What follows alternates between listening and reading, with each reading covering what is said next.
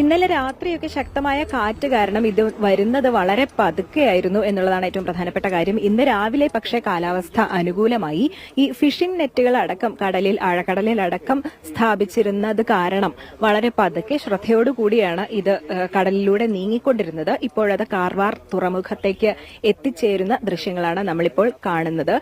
പ്രധാനമായും ഇനി ഇവിടെ കാർവാർ തീരത്ത് ഇത് നിർത്തിയിട്ടതിന് ശേഷം, തുറമുഖത്ത് ഇത് നിർത്തിയിട്ടതിന് ശേഷം ഷിരൂരിലേക്ക് ഇത് എങ്ങനെ കൊണ്ടുപോകണം എന്നുള്ളതാണ് ഏറ്റവും പ്രധാനപ്പെട്ട കാര്യം. ഇന്നലെ വിശദമായ ഒരു അവലോകന യോഗം കാർവാർ കലക്ടറേറ്റിൽ ഇതുമായി ബന്ധപ്പെട്ട് ചേർന്നിരുന്നു.